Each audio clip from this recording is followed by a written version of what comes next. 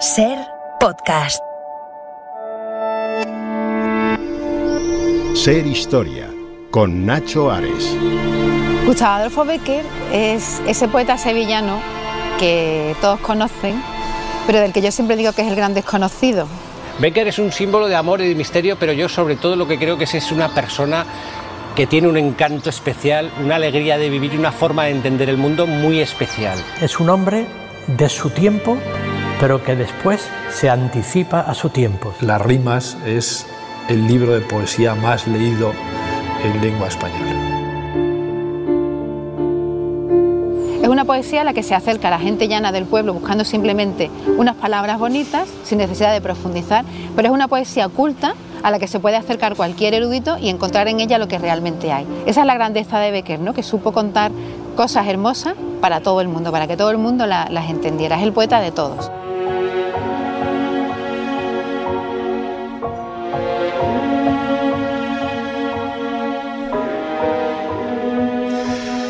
Comenzamos este nuevo programa de Ser Historia y lo hacemos escuchando un tren de voces de un documental de televisión al que tengo muchísimo cariño, que es Bécquer y las brujas, ¿no? Un documental de una buena amiga, Elena Cid, y en ese tren de voces escuchábamos precisamente algunos de los invitados que vamos a tener en este programa especial de Ser Historia, que lo estamos haciendo precisamente desde uno de esos enclaves que marca un poco la historia de uno de los muchos protagonistas que van a desfilar en los próximos minutos aquí en este programa de Ser Historia. Hace 151 años, siempre intentamos redondear, ¿no?, por el sistema decimal, ¿no? Y tendríamos que decir 150 años, ¿no? Pero yo creo que el número capicúa también tiene su atractivo y su magia. Hace 151 años murió Gustavo Adolfo Bécquer, uno de los quizás escritores más universales de la poesía española, no de la literatura, sino de la poesía, que es otra rama, ¿no?, dentro del arte de saber escribir y contar las cosas con bellas palabras, ¿no? Y hemos sido invitados a Tarazona, al Moncayo, a esta comarca tan espectacular en donde el propio Bécquer disfrutó también de esos escenarios y de esos paisajes, como decimos siempre, para intentar hacer un poquito más de historia.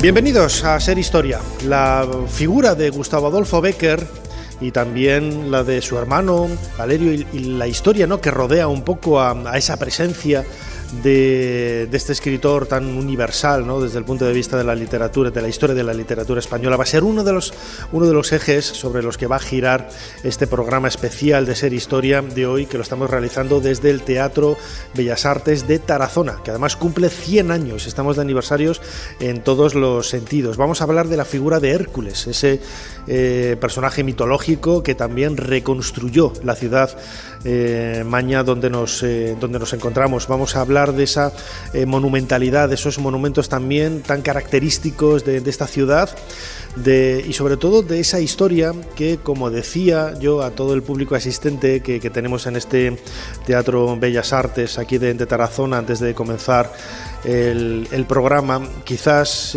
pensamos que pueden ser historias muy locales, muy circunscritas a un espacio pequeño, y sin embargo luego te das cuenta de que realmente la historia de España es tan rica precisamente por los reflejos, ¿no?, que todas las comunidades, todas las comarcas, todos los reinos y todas las historias que hay alrededor de esta piel de toro, pues ha caracterizado un poco lo que realmente somos.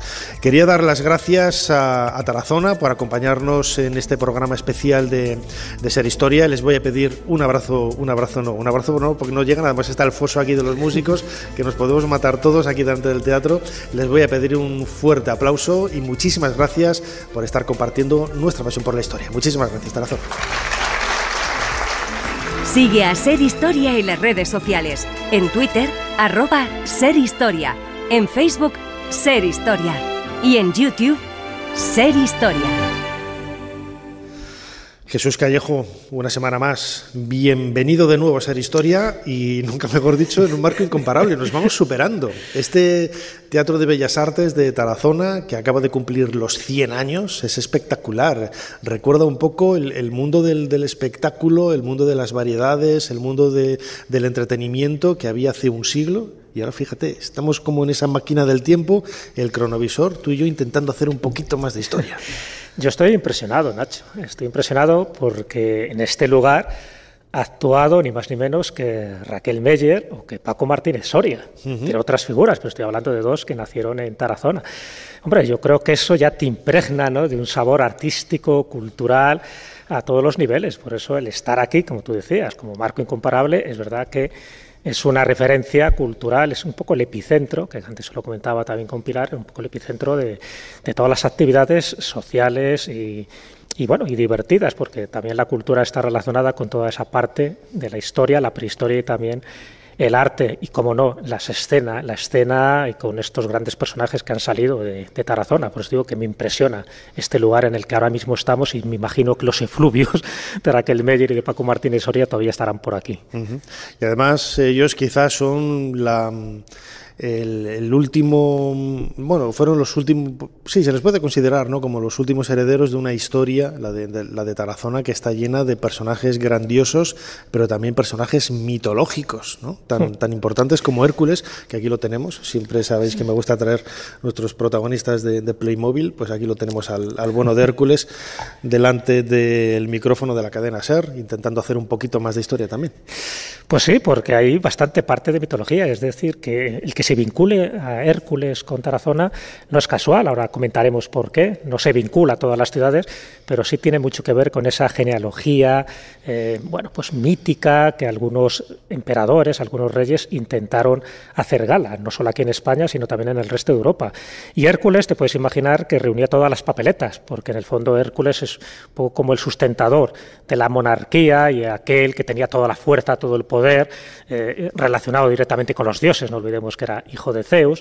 Entonces, bueno, pues que esté asociado a Tarazona tiene su porqué, tiene una historia además preciosa, muchas veces también con muchas variantes, con muchos flecos, que luego comentaremos, pero no todas las ciudades pueden ostentar el hecho de que haya sido reedificada, como en este caso, por Hércules, aunque fuera edificada por Tubal-Caín, que también nos meteríamos en otro personaje, en este caso bíblico, mucho más atrás en el tiempo, pero sí, nos vamos a limitar yo creo que a Hércules, porque Hércules verás que tiene muchísimos matices y sobre todo a partir del Renacimiento. Jesús, como siempre, tenemos preparado aquí el teclado de nuestro cronovisor. ¿Cuál es la fecha que nos propones en esta ocasión? Te voy a sorprender, Nacho, en esta ocasión, porque te voy a hacer una fecha muy concreta. Va a ser un día indeterminado, de un mes cualquiera, de un año mitológico.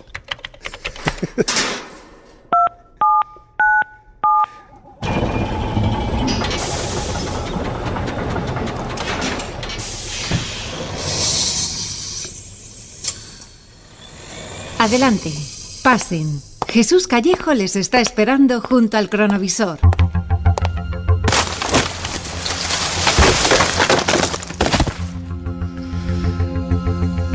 Jesús, nunca había sido testigo de la visión de un ser mitológico como Hércules, que acabamos de verle arrancando un árbol. Una haya, en concreto, ¿no?, gigantesca, colosal. Bueno, pues esto es lo bueno que tiene nuestro cronovisor. Esta vez hemos tenido que engrasar nuestros engranajes para una fecha muy determinada, pero bueno, es lo que tiene. Cuando vas muy atrás en el tiempo, al final es un tiempo sin tiempo, ¿no?, como en este caso. Pero sí un espacio concreto, que en este caso estaríamos hablando de Tarazona. Y te cuento, en el sitio donde hemos ido ahora, aquí estamos bien amparados, es una leyenda local, evidentemente, porque Hércules, te puedes imaginar que pudo estar en muchos sitios y en ninguno, pero en este caso hay una leyenda local muy interesante. Voy a contar la que se estableció a partir de 1939 en el Heraldo de Aragón, en el gran periódico de Aragón, donde sí se fijó una serie de patrones que luego han sido repetidos de generación en generación, casi iba a decir, porque ya viene de antes. Lo que dice es algo muy similar, porque ubícalo, hay varios gigantes, no solo está Hércules, está también Caco, de ahí viene un poco lo de ser un caco, el por qué robas, vendría de este personaje mitológico también, de Grecia. Estaría Hércules y estaría Pierre también, un héroe local muy llamativo, y que todo esto tiene que ver con la fachada del ayuntamiento, una fachada del siglo XVI, del Renacimiento. Bueno, pues resulta que Caco vivía en la cueva de los Fallos. Caco era muy famoso en aquella época por su fuerza y por su astucia, y en este caso Hércules, que estaba por aquí haciendo uno de sus trabajos, uno de los 12 trabajos, pues se entera de la fama que tiene Caco, y junto con Pierre, otro gigante de la zona, pues dice: oye, ¿por qué no le vamos a hacer una visita? Parece que es un hombre campechano y posiblemente hasta nos invite a algo. Bueno, pues van en dirección a la cueva de los Fallos, y en ese momento encuentran a la hermana de Caco, también gigante, que está ahí con unos bueyes. Y entonces les indica dónde está la cueva, y para indicarles dónde está la cueva lo que hace es levantar, cuando levanta la mano, levanta el arado con la mano y junto con los bueyes que están uncidos, o sea, para que veas la fuerza. Y dice: bueno, si esta es la hermana y tiene esta fuerza, ¿cómo será el hermano? Por cierto, la hermana, te puedes imaginar cómo se llama. Sorpréndeme. Caca. Pero es un nombre que no suelen ponerlo en las leyendas porque parece que suena mal. Pero bueno, en la mitología, por qué, ¿no? En la mitología griega ese es el nombre de la hermana de Caco. Bueno, al final llegan a la cueva. Caco, como no te puedes imaginar, les recibe de una forma muy gloriosa, les invita a beber en una tinaja de 25 cántaros, una tinaja que levanta, te puedes imaginar, también con una mano, y dice: oye, ¿por qué no vamos de cacería al Moncayo? Dice: bueno, total, está por aquí, vamos allí a ver qué encontramos. Y allí que van los tres, y bueno, no encuentran una cacería a su prestigio y a su linaje, pero sí aparece un león. Caco dice que le rompe las mandíbulas rápidamente al león y le deja allí tieso. Pierres no quiere ser menos, no mata a nadie, pero bueno, si se coge una vaca y la lleva al hombro, como dice: bueno, yo puedo también, mira qué fuerza tengo. Y lo que hace Hércules es, en el momento que hemos asistido a esta cronovisor, dice: bueno, pues yo me cojo este haya, la arranco de cuajo y me la convierto en un bastón. Y con eso fueron caminando directamente a Tarazona. Que es el bastón que siempre acompaña a Hércules, como todos los, al igual que luego sucede en el cristianismo con los santos, ¿no? Los dioses en el panteón griego y en otras religiones del mundo antiguo, lo vemos en Mesopotamia, en Egipto, en Grecia y en Roma, tienen una serie de símbolos, de elementos, ¿no? Como es la piel de animal sobre la cabeza, el bastón, ¿no? que le da también ese protagonismo, ¿no? Y ese poderío, ¿no? Esa fuerza también, ¿no? Sí, el bastón es muy típico un poco de esos elementos ornamentales que aparecían en algunas fachadas, tanto civiles como religiosas, que se llamaban los salvajes o los hombres salvajes, ¿no? Entonces, bueno, pues es una característica de su fuerza y de su poder. Bueno, este sería el bastón, y evidentemente a partir de ahí empiezan a surgir distintas variantes, como Hércules está en la península ibérica para robar los bueyes de Gerión, que sería el 10º trabajo. ¿Qué ocurre? Que Caco se entera que tiene unos bueyes muy estupendos, y Caco, haciendo honor a su nombre, se los roba. A Hércules parece que le sienta mal, entonces le persigue y al final acaba dándole muerte y su cabeza enterrada. En la versión griega pues estaría enterrada en el Aventino, en Roma, y en la versión española le entierran en lo que posteriormente se construye la Torre de Hércules en La Coruña. Por eso La Coruña, también Cádiz. También Sevilla, como no Tarazona, están vinculadas a Hércules, y luego diremos por qué están vinculadas.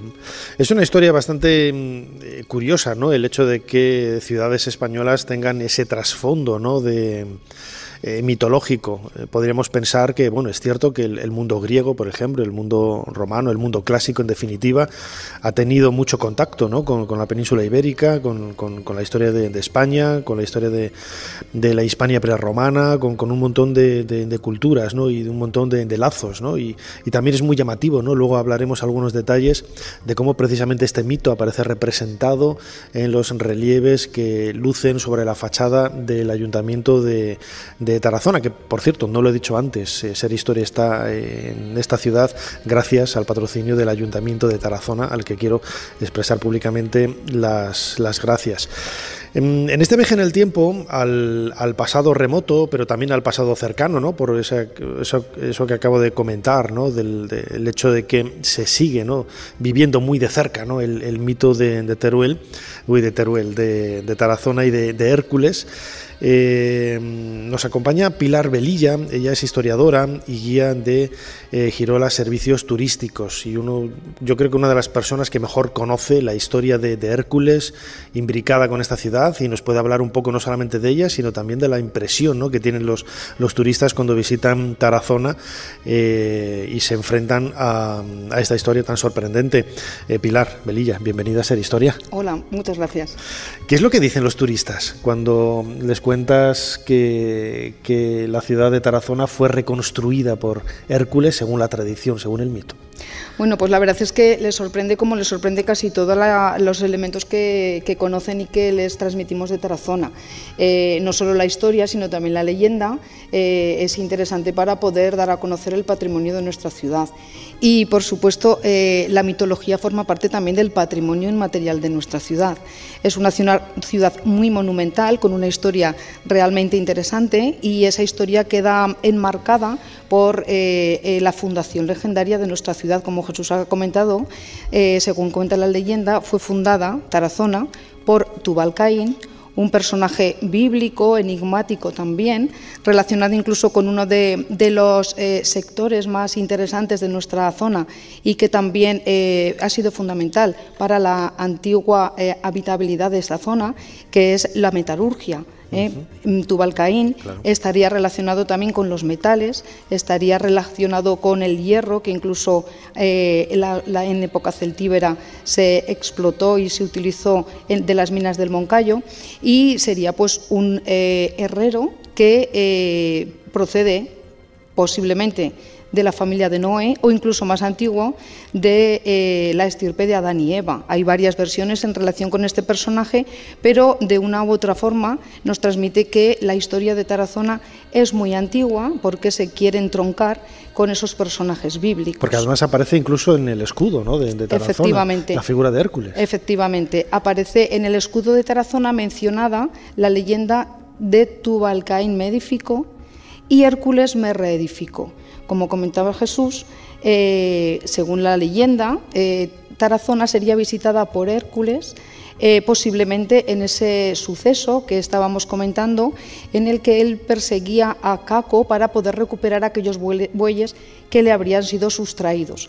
En ese momento que, según la leyenda, iría en busca de Caco, que ya sabemos que habitaría en la maravillosa cueva de Caco de los Fallos, pasaría por Tarazona, según cuenta esa tradición, y se encontraría la ciudad prácticamente devastada por una rápida inundación o por un rápido deshielo de la montaña del Moncayo que habría desbordado nuestro río, el río Keiles. Según cuentan esas historias, los ciudadanos de Tarazona rogaron al héroe que reconstruyera y que ayudara a la recuperación de Tarazona. Hércules, por supuesto, muy agradecido de que los turiasonenses de aquella época le habían filtrado donde se encontraría la cueva de Caco, les ayudó, les concedió ese deseo, reconstruyendo la ciudad, según cuenta la leyenda, en una sola noche. Fíjate, Jesús, lo hermoso que es la tradición y la riqueza que tiene, ¿no? Que alguno dirá, bueno, pues que eso es un mito, es una estupidez. No, es parte del patrimonio, ¿no?, que marca un poco la propia esencia de un lugar, en este caso Tarazona, ¿no? Y además la figura de Hércules, que como decías ahora, marca también la leyenda de otros lugares, ¿no?, de una forma también igualmente hermosa, ¿no? Es que es muy importante tener en cuenta este tipo de mitos fundacionales, porque cuando se asocia a Hércules a España se está asociando a la fundación de ciudades muy importantes, como puede ser Cádiz, como puede ser La Coruña, como puede ser Tarazona, incluso a Barcelona también la asocian con la fundación de Hércules. ¿Por qué se hace esto? No es casual. Tú sabes bien que en Egipto los faraones decían que se entroncaban directamente de sus dioses.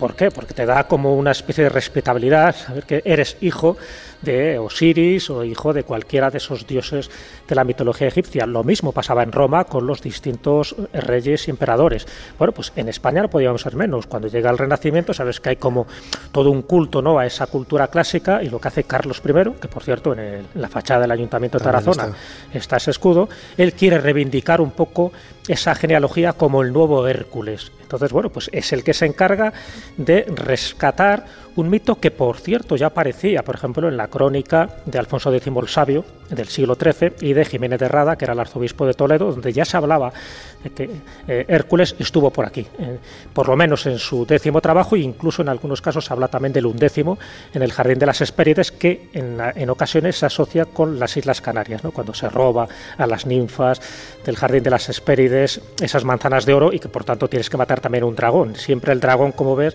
aparece como el antagonista del héroe.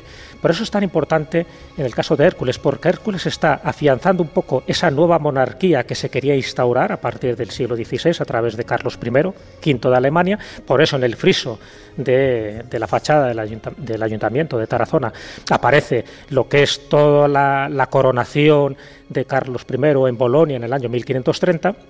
Y todo lo que hace es reivindicar que Carlos I es el nuevo Hércules, el que viene aquí para crear una especie de estructura de justicia. Por eso también aparece la alegoría de la justicia y de la sabiduría, que son los elementos que debe caracterizar a un nuevo monarca. Y la genealogía, es decir, los principios en los que se asientan, no serían históricos, sino que serían mitológicos. Y nada mejor que Hércules. Claro, porque la figura de Hércules, Pilar, también enraiza un poco en el propio sentido, ¿no?, de esta ciudad, de Tarazona. No eligieron una figura mitológica al azar, ¿no? Carlos V, echando la mirada hacia atrás, él decía que sus orígenes estaban un poco en la figura de Hércules. Luego su hijo, tiempo después, Felipe II, también realizando un árbol genealógico, decía, incluso iba más allá, ¿no? Decía que el origen de su dinastía estaba en el dios Osiris, en el antiguo Egipto, que es una historia muy desconocida y que algún día tendremos que hacer un cronovisor sobre ello, porque es bastante llamativo, ¿no? Tendría que salir el tema de Egipto en el programa, era ineludible, ¿no? Pero, Pilar, precisamente en eso, la monumentalidad, ¿no?, de la que vamos a hablar luego de Tarazona, se justifica también por la presencia de Hércules, y no es un personaje mitológico elegido al azar. Bueno, no lo es porque el protagonismo que toma Hércules en Tarazona, como hablamos, parte de la época del Renacimiento, y en esa época pues sabemos que se quieren buscar modelos tanto de pensamiento como también de virtud que representan los héroes de la mitología. Y Hércules, por supuesto, es el personaje que representa el héroe mitológico, el dios mitológico, que representa pues modelos de virtud, de fuerza, pero también de cualidades excepcionales a la hora de tomar las decisiones apropiadas. Él se encuentra en un momento de su vida, cuando entra en la adolescencia, en una encrucijada en la que tiene que elegir entre el mundo de la virtud, el mundo de la perfección y el mundo de la felicidad fácil. Ese es un momento crucial en su vida, que elige, por supuesto, el camino de la virtud, pero para llegar a esa virtud hace falta esforzarse. Y ese es el ejemplo que se quiere plasmar en la mayoría de esas referencias en Tarazona de Hércules. Las referencias de Hércules en la fachada del ayuntamiento, como personificación del rey Carlos I, el emperador Carlos V, porque además, si observamos con detalle las imágenes de la fachada del ayuntamiento donde se representa a Hércules, podemos ver que los rasgos faciales de este Hércules de nuestra fachada son muy similares a los rasgos faciales del rey. Incluso hay algunas representaciones, algunas medallas en las cuales podemos ver pues prácticamente los mismos rasgos faciales, o sea que no solamente vemos una representación simbólica, sino incluso física de ese personaje. Sí, además llama mucho la atención porque es verdad que parece que la cara es la misma, entonces dice, bueno, parece que se está representando Carlos I en la figura de Hércules. En fin, no era tonto, sabía perfectamente a quién se quería parecer, sobre todo porque el pueblo llano en aquella época, que no sabía mucho leer ni escribir, querían que se le representara como tal. Pero luego, y aquí viene la leyenda popular, que es muy interesante, y esta es una pregunta que te quería hacer, Pilar. Bueno, la versión popular identifican esas tres figuras. Si estamos mirando al ayuntamiento de frente, de izquierda a derecha, sería Hércules por una parte, que es el que está descerrajando, ¿no?, las mandíbulas del león. Por otra parte estaría Caco, que es el que se está llevando, ¿no?, al bovino a sus espaldas, y por otra parte estaría Pierres.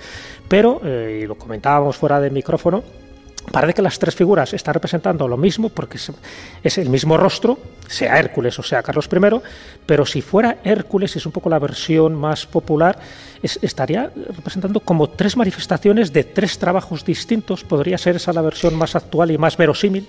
Bueno, esa versión creemos que puede ser muy correcta, historiadores pues de peso lo han defendido, porque tenemos que tener en cuenta que la fachada del ayuntamiento representa un homenaje al rey Carlos I, y en ese homenaje evidentemente van a tomar referencias de personajes valiosos que transmiten sus cualidades y sus virtudes. Es bastante poco creíble que representen a personajes como Pierres, que según la tradición popular era un ladrón, un malhechor de la zona que has comentado, que era del local. No, perdona, no era de aquí. No, era de Tudela, ¿verdad? Bueno, pero son héroes moncaínos, ¿no? Por decirlo así, del Moncayo, sí. ¿Verdad? Porque Pierres sí que solo se asocia a esta zona, es decir, así como Caco y Hércules evidentemente están dentro de la mitología griega, pero Pierres no sabemos muy bien su genealogía. ¿Qué pinta ahí? Era un facineroso del siglo XV, un personaje medieval que se caracterizaba precisamente por ser un delincuente y aparece ahí de esa manera. ¿Por qué Pierres? Esa es una duda siempre que he tenido. Sí, es una duda que tenemos todos, porque ese personaje forma parte un poco de la cultura popular de nuestra ciudad. En la época en la que se hace el edificio, pues sería un nombre bastante frecuente, y seguramente pues en los alrededores de Tarazona pues habría algún personaje, pues algún malhechor, ladrón, personaje malvado que querrían representar a través de esa imagen.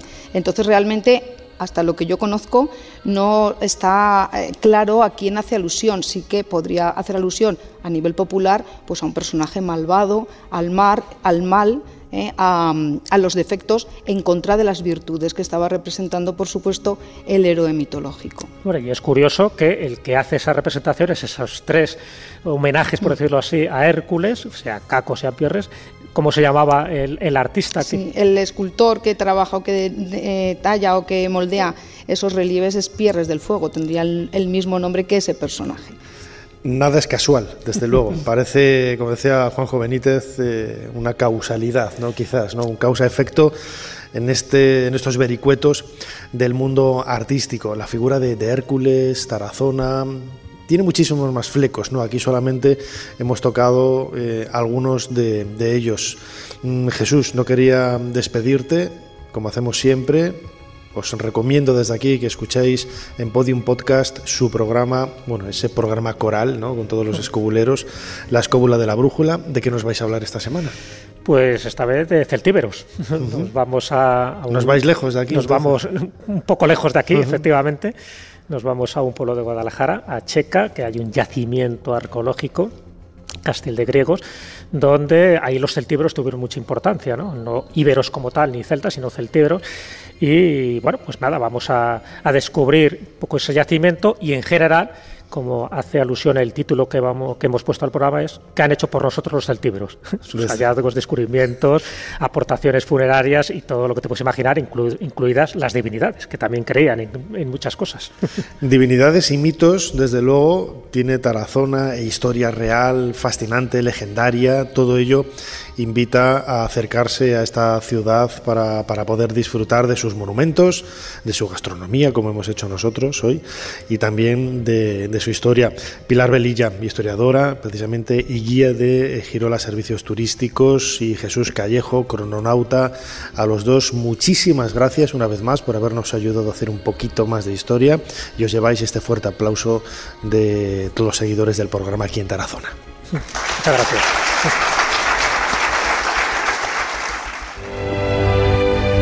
Tutankamón, joven faraón perteneciente a la dinastía XVIII de Egipto, cuyo nombre original Tutanjatón significa imagen viva de Atón. Reinó durante tan solo 10 años. El restaurador, el armonizador, el tesoro de su tumba. Carter, ¿se da cuenta de que nadie ha entrado aquí en 3000 años? El tacto de la pared húmeda, el pequeño aire gélido, las siluetas de las estatuas, el silencio casi místico. Ser Historia con Nacho Ares. Todo lo que quisiste saber de la historia, la madrugada del sábado al domingo en la cadena SER.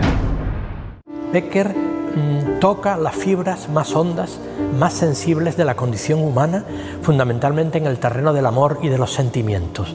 Y eso es un lenguaje universal. Trasciende el romanticismo y lo proyecta hacia tiempos nuevos. Los temas de la poesía beckeriana son los de la poesía de todas las culturas y de todas las épocas en todo el mundo. Son unos pocos temas. Es la vida, la muerte, el amor, el desengaño, la ilusión, es decir, los grandes temas. Lo que cambia y lo que aporta a la poesía en lengua española, en mi opinión, es la manera de expresarlos. Y además tiene otro elemento que no es menos importante, que es de los más influyentes en los poetas posteriores y en los escritores posteriores.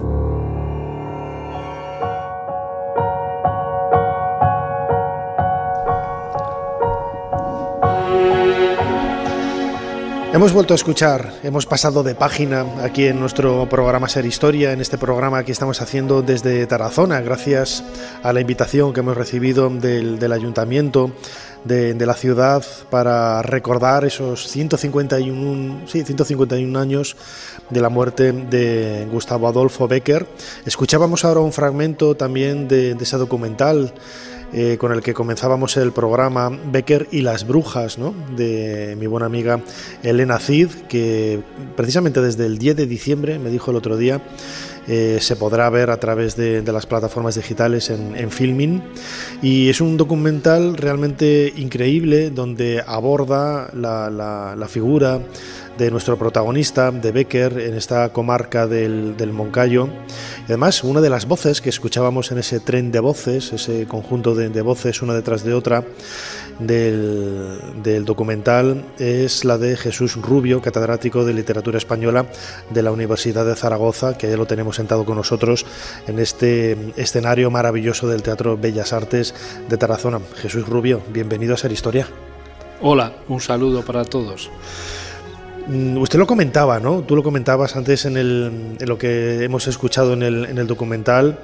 Bécquer es el referente, ¿no?, de la literatura, de la poesía, ¿no?, y también podríamos decir un referente del mundo del romanticismo español. Absolutamente, pero ahí hay que... ¿Romanticismo o posromanticismo, no? También exactamente. El primer problema es determinar cronológicamente este movimiento, o yo diría más bien esta suma de movimientos artísticos y estéticos. Si tratamos de situarlo cronológicamente a Bécquer, también a su hermano Valeriano, porque yo creo que son absolutamente inseparables, estamos hablando ya de un periodo posromántico desde el punto de vista de la cronología, pero su fundamentación estética responde a las claves más profundas del romanticismo, no digo ya español, sino europeo. O sea que, claro, siempre hemos identificado el romanticismo con esos ideales de la muerte, también no voy a decir la inseguridad, ¿no?, pero la incertidumbre, ¿no?, que rodea en ese último paso, esto como muy gótico, todo muy oscuro, el amor sobre todo, ¿no?, también, que es quizá el propio nombre de romanticismo, ¿no?, pues ya parece que está un poco justificando ese estilo artístico. Hemos seleccionado de la utilización del término romántico, romanticismo y de toda esta familia de palabras para unos determinados usos sociales, ¿no?, muy especialmente relacionados con la pasión amorosa, y van desde lo coloquial, pues, no te pongas romántico, o qué romántico, sí, o novela romántica, etcétera, pero no es sino uno de los muchos usos que el término tuvo. Primeramente, al menos en España, se equiparaba a novelesco en un sentido amplio, después se fue diversificando. Para la época de Gustavo Adolfo, es decir, que hablamos ya de la parte central del siglo XIX y hasta 1870, él muere en diciembre de 1870, su hermano Valeriano había muerto el 23 de septiembre del mismo año, es decir, 3 meses antes. Ya hay una línea del romanticismo que ya no es ese romanticismo grandilocuente, pasional del primer momento, sino que se han difundido y se están difundiendo en España otras líneas. Por ejemplo, pues todo lo que procede del romanticismo alemán, mucho más intimista, con un carácter profundamente trágico, el tema de la soledad humana, todos estos asuntos pasan a primer plano, y también la importación del tipo de literatura que había dado lugar a ese romanticismo. Es apasionante, ¿no?, el redescubrir un poco. Claro, yo recuerdo en el bachillerato, cuando estudiábamos todos de pequeños en Historia de la Literatura, o luego yo en la carrera, cuando hice Historia en la Universidad de Valladolid, había algunas asignaturas precisamente de literatura y bueno, pues todos estos personajes donde los autores casi se convierten en los propios personajes de nuestra historia, pues te vinculas mucho a ellos, ¿no? Siempre hablamos de Gustavo Adolfo Bécquer, pero nos olvidamos de su hermano, de Valerio Valeriano, el hecho de ese tándem, ¿no?, que muy pocos lo ligan, ¿no?, y realmente siempre fueron de la mano en muchas cosas, y no podemos entender casi a Bécquer sin la presencia de su hermano. Esto absolutamente.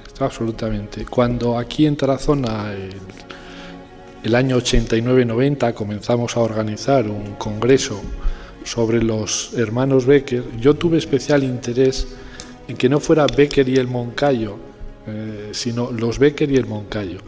Realmente Valeriano y Gustavo son un ejemplo perfecto, no solo de convivencia personal, familiar, sino de un asunto que es consustancial un poco a la estética romántica, que es el diálogo entre las artes.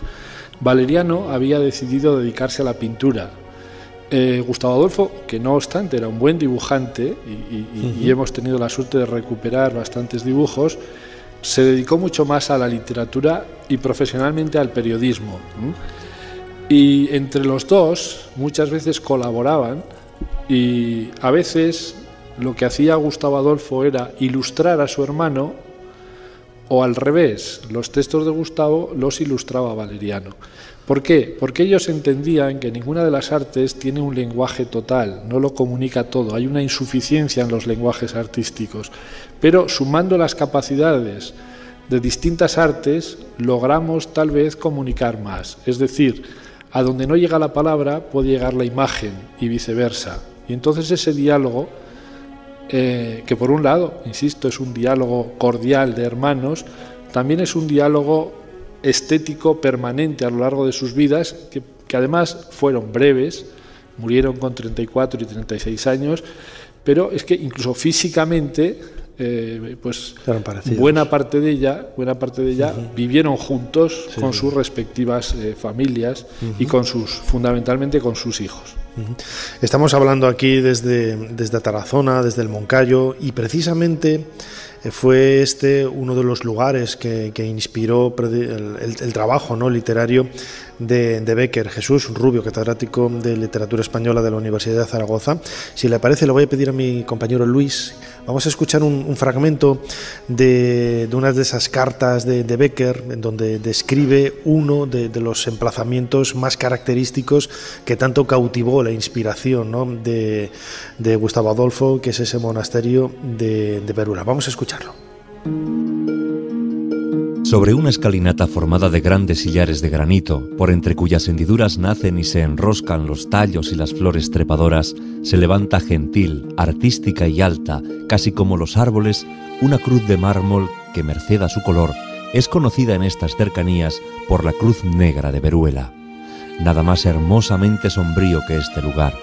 Por un extremo del camino limita la vista el monasterio con sus arcos ojivales, sus torres puntiagudas y sus muros almenados e imponentes. Por el otro, las ruinas de una pequeña ermita se levantan al pie de una eminencia sembrada de tomillos y romeros en flor. Allí, sentado al pie de la cruz y teniendo en las manos un libro que casi nunca leo y que muchas veces dejo olvidado en las gradas de piedra, estoy 1 o 2 y a veces hasta 4 horas aguardando el periódico. De cuando en cuando veo atravesar a lo lejos una de esas figuras aisladas que se colocan en un paisaje para hacer sentir mejor la soledad del sitio. Otras veces, exaltada la imaginación, creo distinguir... Es increíble, ¿no?, escuchar 151 años después de haber fallecido, en este caso en la voz de nuestro compañero David López de Ser Teruel, esos, bueno, en este caso no son versos, ¿no?, pero esas líneas tan hermosas escritas por Bécquer, Gustavo Adolfo Bécquer, hace tanto tiempo, en esa época del postromanticismo. Jesús Rubio, yo lo he comentado en otras ocasiones, hicimos también en Soria un programa precisamente dedicado al mundo de las leyendas, Bécquer, y siempre idealizamos los personajes, ¿no?, como esta voz, ¿no?, de nuestro compañero de Teruel, pero no olvidemos que Bécquer era sevillano, y yo siempre he pensado que él tendría que tener acento sevillano. ¿No se lo plantea usted nunca? Bueno, sí, y la relación con Sevilla y con otros lugares, pero hay que tener en cuenta que Bécquer sale muy joven de Sevilla, en el otoño de 1854, y hasta donde sabemos, probablemente hasta casi el final de su vida no volvió a Sevilla. Así que seguramente perdió el acento, quizás. Es posible, tampoco es especialmente relevante. Es decir, Bécquer llevaba Sevilla, la llevó siempre dentro. Y por no salir del territorio donde estamos, pues basta releer la Carta Tercera, para mí el texto cumbre del romanticismo español, esa autobiografía personal donde rememora su infancia, rememora sus sueños de gloria junto al Guadalquivir y lo que ha sido su vida y la situación en la que se encuentra en este momento. Pero quería volver un momento sobre el texto estupendo que hemos escuchado, para ejemplificar precisamente con ese texto ese diálogo permanente de artes que encarnan Valeriano y Gustavo Adolfo. Lo mismo que Gustavo describió varias veces la cruz negra, que todos identificamos perfectamente en la entrada y con la entrada del monasterio de Veruela, también Valeriano hizo distintos dibujos, algunos de ellos los hemos recuperado en sus álbumes, en los Hispanis Sketches sobre todo, y a partir de ellos se hizo un célebre grabado o estampa donde precisamente representa a Gustavo sentado al pie de la cruz, leyendo, porque tiene algo en las manos, y que, como si dijéramos, estaba, comillas, fotografiando a su hermano en esa actitud que hemos visto. Es decir, por un lado las palabras tan precisas siempre, tan emotivas de Gustavo, por otra parte las imágenes que va poniendo Valeriano con las que va jalonando su relación. Es como un cronovisor, como una máquina del tiempo casi, ¿no?, que te ayuda a transportarte. El otro día, por ejemplo, mirando documentación, la figura de Bécquer, de Gustavo Adolfo, la tenemos un tanto idealizada por ese retrato, esa pintura tan famosísima que hay de él, pero luego ves las fotografías que se conservan de él y realmente era un poco más gordito, ¿no? No sale tan delgado como en la pintura y, hombre, no voy a decir que fuera feo en absoluto, ¿no? Pero es un personaje distinto, ¿no?, al de la pintura también. Sí, el famoso retrato que todos estamos que es de su pensando, hermano, ¿no?, de 1862, es un retrato que está concebido en la tradición idealizadora de la figura del artista y desde el punto de vista técnico y de referentes históricos mira hacia la tradición de Van Dyck y de Velázquez en cuanto a la técnica, pero sobre todo hay esa idealización del personaje pintado. Es mucho más fiel la imagen que, por ejemplo, encontramos en distintos dibujos de los álbumes de Valeriano, de su hermano, pues, por ejemplo, sentado leyendo en Veruela, no solo en la Cruz Negra, sino en otros parajes, en otros momentos, jugando a las cartas. Sí, eso nos lo acerca mucho más, alejándolo de esa imagen que se ha convertido en el gran retrato del artista del romanticismo hispánico, no digo solo español, sino hispánico. Sí, vestido de negro, con ese fondo marrón. Y esa visión idealizada. No, evidentemente Gustavo era mucho más que eso, cercano, claro, y mucho más cotidiano, sí. Sí, desde luego. Y a través de esos grabados, de esas fotografías de la época, se puede ver así. Estamos en el Moncayo, hemos estado hablando de ese monasterio de Veruela, de esa Cruz Negra. Es un paisaje inigualable para inspirar, ¿no?, al escritor, con esas leyendas, esas cartas. Él vino aquí por la enfermedad que padecía, ¿no?, la tuberculosis, y más o menos logró recuperarse un poquito, pero todo ese escenario, ese paisaje le debió de sobrecoger, ¿no?, y cautivar como el ánima del artista para poder escribir, ¿no?, y desarrollar ese don que tenía. Bien, de alguna manera es importante no olvidar vuestro cronovisor habitual en los programas. Es decir, tenemos que dar un salto a comienzos de los años 60 del siglo XIX, cuando Gustavo Adolfo llega a Veruela con su hermano Valeriano y con los niños de Valeriano, Alfredo y Julia, y también con su esposa y con su primer hijo pequeño. Claro, en aquel momento Veruela primero era un lugar semiabandonado, se había desamortizado en 1844, se había subastado y afortunadamente la Comisión Nacional de Monumentos protegió la parte más monumental. Y se había creado una hospedería donde acudían gentes a pasar temporadas, sobre todo en verano. Pero es curioso que ellos llegan, no en verano, llegan hacia el final del otoño de 1863 y van a estar allí prácticamente hasta octubre del 64, es todo ese periodo. Claro, uno se pregunta, ¿y por qué vinieron a Veruela? Claro, es la primera pregunta que uno se hace. Bueno, un poco antes había estado también allí alojado y viviendo entre Vera y Veruela, entre Vera y el monasterio, el mejor amigo de Bécquer, Augusto Ferrán, poeta madrileño excelente, maravilloso, que es quien realmente introdujo a Bécquer en la literatura germánica, en la literatura alemana.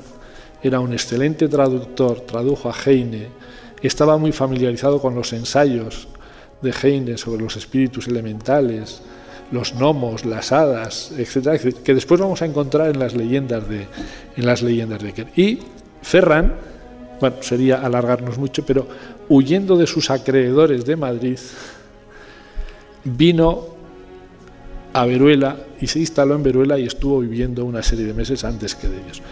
Yo creo que ahí está la explicación de por qué ellos acaban viniendo a un lugar fuera de temporada, que era económico, probablemente por razones de salud. Gustavo Adolfo siempre tuvo una salud mala, creo que es familiar, es decir, yo no busco explicaciones tanto en...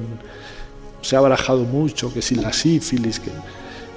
A ver, el padre murió con 30 y pocos años, Valeriano muere con 36, él va a morir con 34. Son débiles biológicamente los miembros de esta familia. Y en el año 58 ya había tenido una gravísima enfermedad.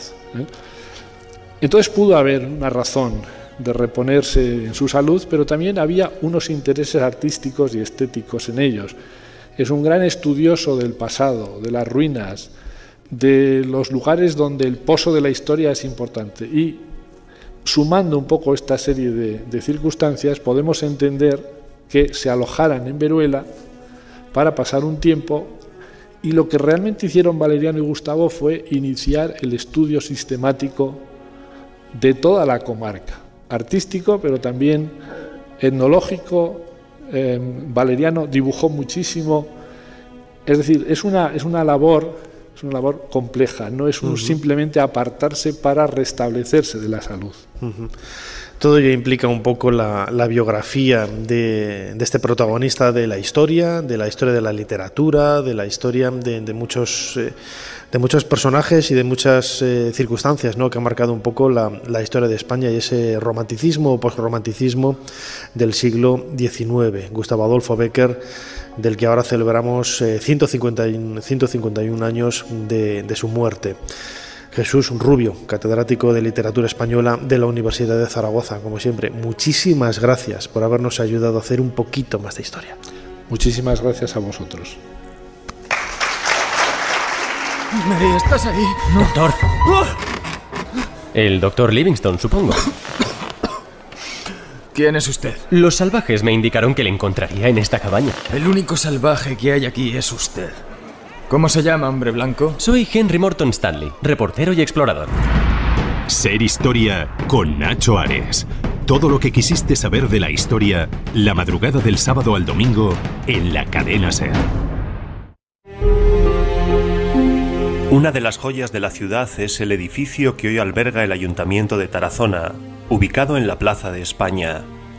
Fue construido a mediados del siglo XVI pero no fue hasta mediados del siglo siguiente cuando se convirtió en casa consistorial, pues antes fue utilizado como lonja, granero o mirador de festejos. Un largo friso tallado en yeso divide la fachada marcando dos etapas diferentes tanto en su temática como en su construcción. En él se representa con minucioso detalle la cabalgata de Carlos V en Bolonia, después de su coronación como emperador del Sacro Imperio Alemán por el Papa Clemente VII en 1530. Esta iconografía se rompe en la parte noble del edificio, en la que aparecen representadas la justicia y la prudencia a ambos lados de la puerta principal, virtudes que se suponen debían guiar el camino de los buenos gobernantes. Junto a ellas, tres personajes relacionados con la fundación de la ciudad: Hércules, a quien Carlos V también consideraba su antepasado, Caco y un tercero que algunos identifican como Sansón y otros como Pierres o Tubalcaín.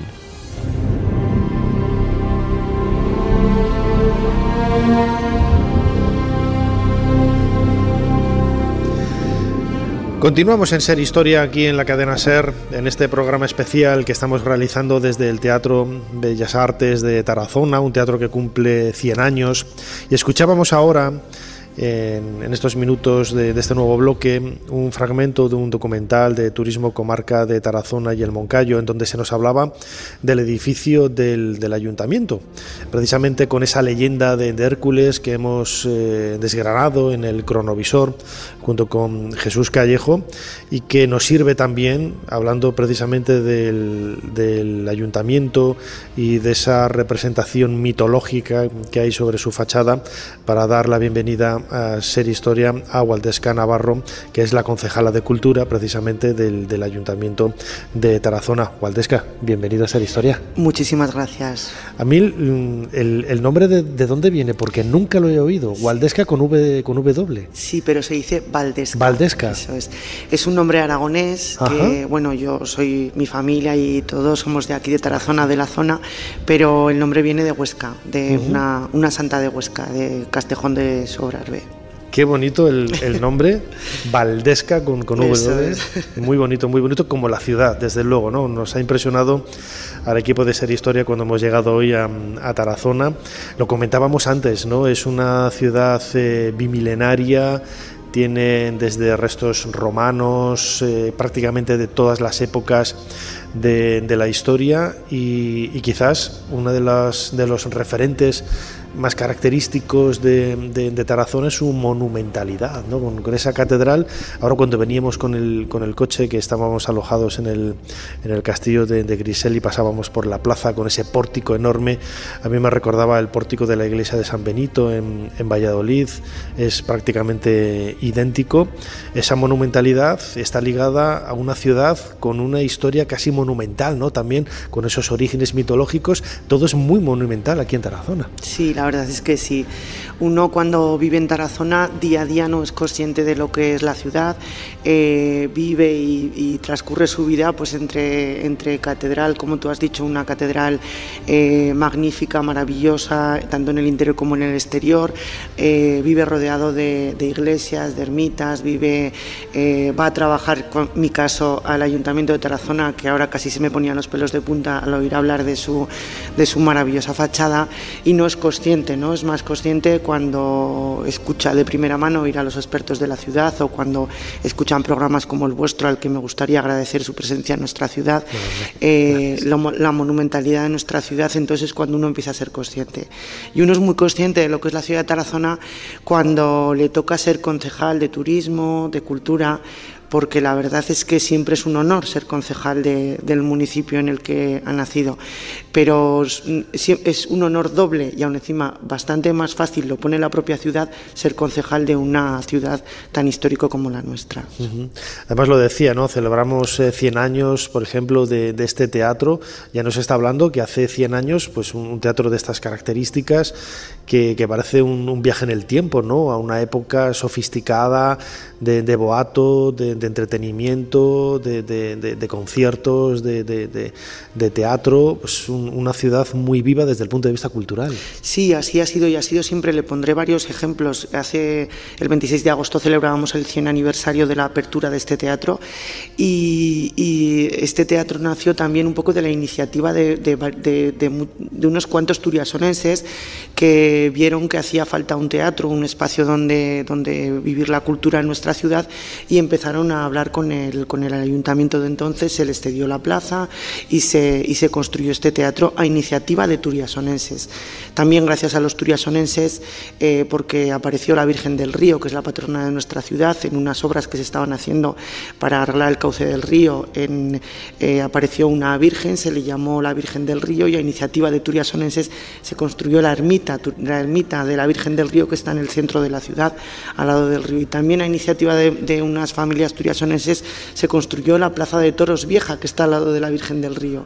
Así como tú decías que la ciudad es una ciudad llena de cultura, llena de vida social, sí que es verdad que los turiasonenses siempre han tenido inquietudes en muchos sentidos y en muchas áreas de la cultura, y así se va poniendo de manifiesto en lo que hoy es nuestra ciudad: el teatro, la Plaza de Toros Vieja, la propia ermita, que es una ermita de la ciudad de Tarazona, en la que se sigue siendo sacralizada, que se sigue dando culto, sigue teniendo culto. No sé si ha sido muy buena la expresión que he utilizado, pero sigue funcionando, pero que fueron los turiasonenses los que de alguna forma quisieron que existiera esta ermita. Los turiasonenses siempre hemos sido gente de apoyo a la cultura, de apoyo a las costumbres y a la vida social, y bueno, como te decía, se nota en este teatro tan espectacular. Llevamos pocas horas aquí en Tarazona, y bueno, pues paseando por las calles, tanto caminando como con el coche, nos hemos encontrado de infinidad de conventos, de iglesias, de la Plaza de Toros, esta antigua, la catedral, otra iglesia grande que me decían que creo que era de Santa María, San Francisco, que está al lado de la catedral. Sí, que yo la confundí por lo enorme que era. Digo, esta debe ser la catedral, aunque la había visto en fotografías, pero no me lo parecía, pero tiene que ser la catedral, tan grande, ¿no? Y no, precisamente la presencia del bueno, aquí que haya obispo, ¿no? La sede episcopal, eso también ha marcado un poco la historia de la ciudad. Por supuestísimo, sí, para nosotros, dentro de nuestras cualidades y de nuestros orgullos, es que la sede episcopal siga estando aquí en la ciudad de Tarazona. Pues eso, existe el Palacio Episcopal y todas las iglesias que existen y que todavía siguen teniendo, gracias a Dios, culto, y que se siguen utilizando día tras día o semana tras semana para que sigan siendo parte de la vida religiosa de los turiasonenses. Además, es que la iglesia de San Francisco que tú decías, cuando hablábamos antes de que comenzara el programa, lo que supone vivir en una ciudad como esta, pues la iglesia de San Francisco también fue el lugar donde el cardenal Cisneros fue proclamado arzobispo de Toledo. Quiero decir que no somos conscientes los turiasonenses de dónde vivimos, de lo que ha sido la historia de nuestra ciudad, pero que ha habido muchos hitos de la historia de España que también se han sucedido en esta ciudad, ¿no? Se han celebrado cortes aragonesas en varias ocasiones, habiendo se ha decidido cuestiones importantes para nuestra comunidad ahora en el pasado. Eso es en el pasado. En fin, vivir en Tarazona es un privilegio. Es un privilegio que quizá día a día no seamos conscientes, pero que somos gente llena de... Desde luego que sí. Valdesca, antes lo comentábamos precisamente, ¿no?, en la charla que teníamos antes de comenzar el programa. Sucede aquí en Tarazona y sucede en cualquier lugar de España, y me atrevería a decir que en cualquier lugar del mundo, ¿no? Los habitantes de cada ciudad, quizás por esa normalización, por esa rutina, ¿no?, que tienen a la hora de pasar por lugares increíbles, ¿no?, que lo tienen tan asumido, lo tienen tan normalizado, pues que no voy a decir que no lo valoren, ¿no?, pero quizás la vida diaria, las preocupaciones, los objetivos, antaño era la supervivencia, ¿no?, y gracias a Dios es otros fines. No somos conscientes de ese patrimonio, ¿no? Y lo comento siempre cuando hablo con autoridades de ayuntamientos, alcaldes o concejales de cultura y de turismo, como es su caso, el hecho de la importancia que tiene también este patrimonio, no solamente para conocer la historia, sino también como un elemento productivo, ¿no?, desde el punto de vista de la economía. Por supuesto, en este momento, en esta época de la historia, el estar en una ciudad con tanta historia, valga la redundancia, nos hace poder tener un sector servicios bastante desarrollado. No sé, bueno, ustedes dicen que han paseado por la ciudad de Tarazona. Es cierto que tenemos mucha monumentalidad, mucho rico patrimonio que ofrecer, pero es que el patrimonio gastronómico no es menos. Y eso es lo que al fin y al cabo hace que vengan muchos turistas hasta nuestra ciudad. El venir a conocer nuestra historia, el venir a ver de cerca lo que tenemos que ofrecer, pero a su vez pueden disfrutar de un patrimonio, bueno, pues de un patrimonio gastronómico que los restaurantes, los bares y en general el sector servicios de nuestra ciudad se esfuerzan en mantener y en mejorar día a día. Yo les invito a que me imagino que lo habrán hecho ya, pero yo les invito a que cuando salgan de aquí vayan de pinchos por algunos establecimientos de nuestra ciudad, o cenen en algún restaurante, o sencillamente tomen un café con unos churros en cualquier cafetería de nuestra ciudad y van a poder degustar, bueno, pues lo que es la gastronomía turiasonense, que también tiene mucho que ofrecer y es un complemento. Y como tú decías, es una forma también de desarrollo económico, que podemos decir que en un momento como en el que estamos viviendo ahora mismo, y lo enlazo ahora con el turismo, ¿no?, con lo que las limitaciones turísticas que hemos tenido a lo largo de casi estos 2 últimos años, el turismo de interior ha crecido bastante y a Tarazona ha llegado muchísima gente que ha podido disfrutar, ¿no?, de un turismo, pues claro, no hemos podido viajar al exterior. Muchísimos españoles han aprovechado para conocer zonas interiores y Tarazona hemos sido uno de los beneficiados en ese sentido. Entonces, bueno, pues también poder decir que la crisis a nosotros nos afecta indudablemente, pero que nos puede afectar un pelín menos porque hemos podido tener un poquito más de desarrollo en el sector servicios, pues también es un privilegio para nosotros, para la ciudad de Tarazona. Desde luego que sí. Yo siempre he dicho que cuando una puerta se cierra, otra se abre, ¿no? Y es cierto que ha habido mucho sufrimiento, ha habido muchas desgracias, pero como cualquier crisis, el propio origen de la palabra crisis significa transformación, cambio. No hay que verlo siempre desde un punto de vista negativo, permite, ¿no?, abrir otras perspectivas y hacer un montón de cosas. Bueno, pues Valdesca Navarro, lo voy a decir ahora bien, Valdesca Navarro, concejala de Cultura y, bueno, como representante del Ayuntamiento de Tarazona en este programa de Ser Historia, te quería agradecer también la invitación y el patrocinio que habéis hecho con nosotros para poder estar compartiendo esta historia tan rica con todos los oyentes. Valdesca, muchísimas gracias una vez más por habernos ayudado a hacer un poquito más de historia. Muchísimas gracias a ustedes por venir a nuestra ciudad y por formar parte también de esto que al final deja en todos los turiasonenses y en quienes nos quieran venir a visitar, que es un programa como este, que es un programa de altura, y muchísimas gracias y que no sea la última vez que vienen. Muchísimas gracias, Valdesca. Señor Dumas, aquí el joven del que le hablé, Julio Verne. Le presento a Alejandro Dumas. Alejandro Dumas, hijo. Un placer conocerle, señor Verne. Igualmente, caballero. ¿Sabe dónde podemos encontrar a su padre? Le hemos traído un manuscrito. No creo que tarde mucho. Ser Historia con Nacho Ares. Todo lo que quisiste saber de la historia, la madrugada del sábado al domingo, en la cadena SER. En el margen derecho del río Keiles, imponente y majestuoso, se presenta el templo catedralicio dedicado a Santa María de la Huerta, declarado bien de interés cultural en 2002. Llama la atención su emplazamiento, alejado del caserío de la Tarazona medieval, aprovechando quizás un amplio espacio en la vega del río que regaba las cercanas huertas, de donde podría venir el nombre de su titular.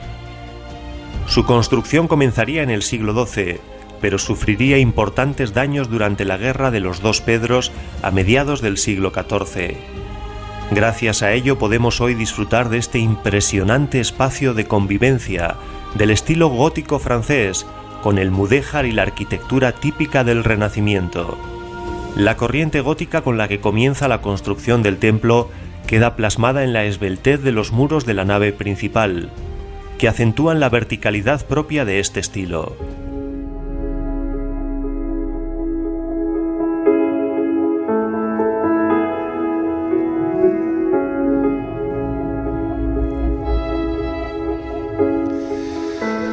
Escuchamos un fragmento una vez más de un vídeo sobre la Catedral de Tarazona, de Turismo Comarca de Tarazona y el Moncayo, dándonos unas pequeñas pinceladas de este monumento tan espectacular, tan maravilloso, que ahora lo comentábamos con la alcaldesa, ¿no? Valdesca, la alcaldesa, la concejala, ya la estaba extendiendo yo de cargo, Valdesca Navarro, concejala de Cultura.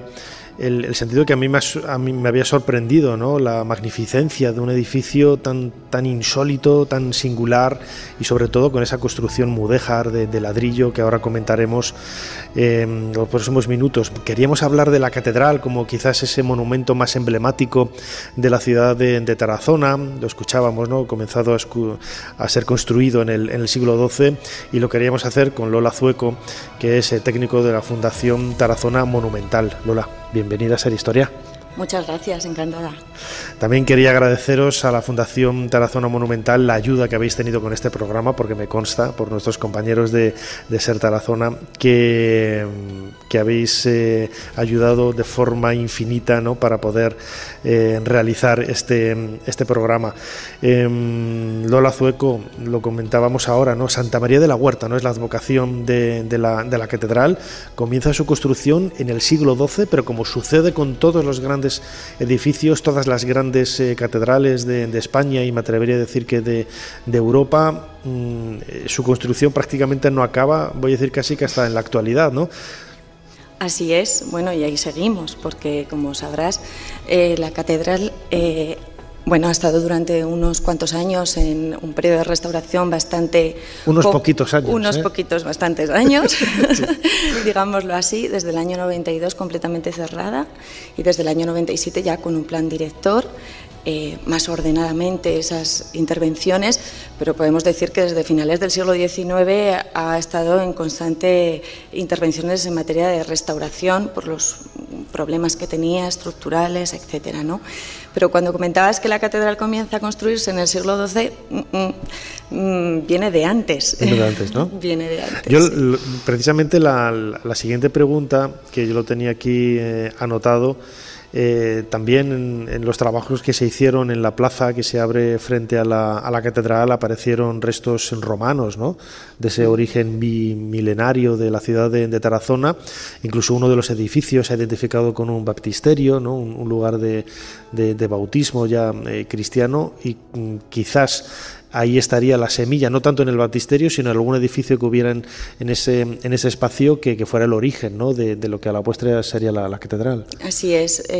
Los trabajos arqueológicos han desvelado que ahí estaría lo que sería una basílica hispano-visigoda. Y bueno, desde el siglo II después de Cristo hay restos tardorromanos, y ya concretamente desde el siglo VI después de Cristo, ya relacionados con el culto cristiano, ¿no? Con el cristianismo primitivo. Sí. Hemos de decir que Tarazona es una de las diócesis más antiguas de España, y bueno, y estos descubrimientos, estos restos arqueológicos también nos están desvelando que la ciudad romana, bueno, abarcaba el perímetro que tiene actualmente la ciudad de Tarazona, ¿no? Aunque luego en el medievo sí que se repliega a la margen izquierda del río, ¿no? En lo alto de la peña, y pues protegido por esas defensas, por esas murallas, las fortificaciones, pues sí que en esta zona del llano ya habría un asentamiento y habría culto cristiano ya en el siglo VI después de Cristo. Entonces sería después de la Reconquista cuando se quiere volver a refundar este templo primitivo, ¿no? Por decirlo de alguna manera, y volver a los orígenes. De ahí que tengamos una catedral que se construye y que se consagra en el 1235 fuera del recinto amurallado, ¿no? Al otro lado de la ciudad, que hasta ese momento, pues en el medievo estaba replegada en la parte alta. Es muy curioso. Claro que sí. Y lo comentábamos ahora, ¿no? Podemos ver estilo gótico, mudéjar, renacentista, barroco. siempre lo último que se implanta, ¿no? El barroco quizás es lo más visible, ¿no? Pero yo quería hacer especial hincapié en el mudéjar, que es quizás el elemento más singular, ¿no? de toda esta comarca y en especial de Tarazona. Recordemos que los mudéjares eran los musulmanes que se habían convertido y se habían quedado aquí, y sobre todo la característica, ¿no? de la construcción de ladrillo, ¿no? Que no es tan propio. Por ejemplo, aquí todo el equipo de Ser Historia, que somos de León, siempre estamos muy orgullosos de la Catedral de León, pues como cualquier catedral gótica, ¿no? No hay ninguna que supere a la de León, desde luego, pero se construye en piedra sobre todo, ¿no? Y esos vitrales enormes, esas vidrieras, y sin embargo este tipo de catedrales se construyen con ladrillos, que le dan un aspecto también muy singular. Bueno, en Tarazona se intenta hacer el esfuerzo de construir en piedra, a pesar de no tener importantes canteras de piedra, pero se hace el esfuerzo, y bueno, es una ciudad importante en aquella época y se lo puede permitir, y gran parte de los monumentos arrancan en piedra, pero es principalmente con la guerra de los dos Pedros entre Castilla y Aragón en el siglo XIV cuando gran parte de ellos quedan destrozados y hay que empezar con las reconstrucciones. Es entonces cuando se empieza a introducir el ladrillo y cuando se empieza a introducir el estilo mudéjar, pero ya tardíamente, ya en el siglo XV, y bueno, ya con mucho aire ya renacentista, ya renovado. Es un mudéjar, el final, por decirlo de alguna manera, del mudéjar de Aragón, es como la estela, el punto final de todo lo que había evolucionado el mudéjar y fusionado de alguna manera con toda esa vanguardia renacentista que llega a Tarazona, y eso es algo que se ve de una manera espectacular en el claustro de la catedral, ¿no? En las celosías de yeso de la catedral, que de alguna manera es la evolución final de toda esa geometría, de toda esa evolución del infinito, de los estudios que los mudéjares hacen en sus decoraciones y que se funde completamente con el Renacimiento ya. Uno de las partes más, por lo menos desde fuera, ¿no?, más llamativas es ese pórtico gigantesco, enorme, ¿no?, que a mí me recordaba a la iglesia de San Benito en Valladolid, y que llama mucho la atención, ¿no?, y que le da también ese aporte de magnificencia al edificio. Sí, es algo muy efectista, ¿no? El barroco es lo que tiene, y en aquella época no había... Es como una especie de teatro gigantesco, sí, ¿no?, que es lo que busca un poco el barroco, ¿no? Sí, luego un atrio es lo que simboliza, ¿no? Es el lugar de acogida, de entrada a la catedral. En él se desarrollaban también actos. Y bueno, pues este atrio se hace de esta forma, de esta apariencia tan efectista, pues de alguna manera para intentar tapar, ¿no?, para intentar ocultar esa apariencia gótica, mudéjar que tenía el edificio y ponerlo un poco a la moda, ¿no?, del barroco, sin hacer un gasto demasiado grande, porque es la única aportación que podemos ver barroca, aparte de alguna capilla, ¿no?, en el interior.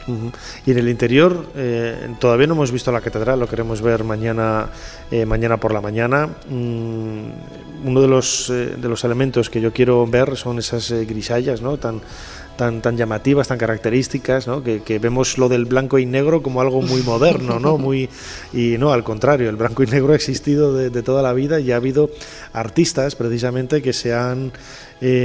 porque dibujar con un lapicero, con un carboncillo, es tan antiguo como el ser humano.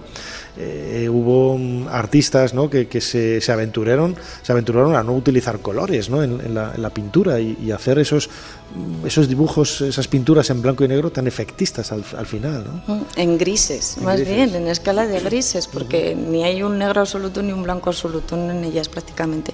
Entonces sí, fue Alonso González quien introdujo estas grisallas en la catedral, primero en el cimborrio, con un discurso neoplatónico muy complicado, muy complejo para la época. Que decir ahí, pues que el cabildo en aquella época era muy culto, y bueno, estaba a la vanguardia en el Renacimiento de la fusión, ¿no?, del discurso católico con la filosofía platónica y todo el discurso que había en aquella época, en la época del Renacimiento, cómo fusionaban, ¿no?, los pasajes de la Biblia con los mitos griegos, los mitos romanos. Y bueno, y luego también más adelante, 16 años después, nada menos, entre la obra de las grisallas del cimborrio, haría también las grisallas de la capilla mayor.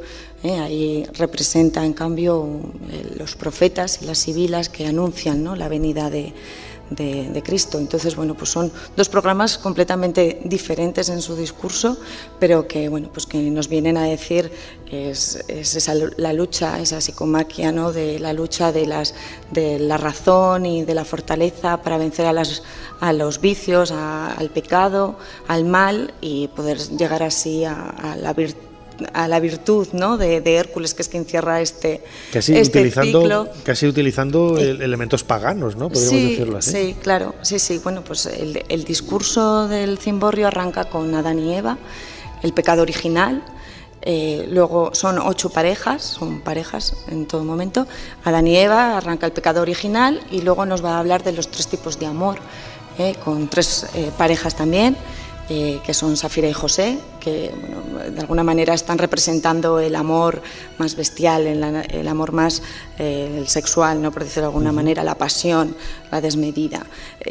Por otro lado, luego estarían, después de Safira y José, Dido y Eneas, el amor más humano, pero en el que vence la razón, en el que Eneas abandona a Dido para seguir con el propósito que los dioses le habían encomendado, ¿no?, fundar Roma. Y luego el amor divino con Apolo y Venus. Las otras 3 parejas que le siguen serían parejas ya de la mitología.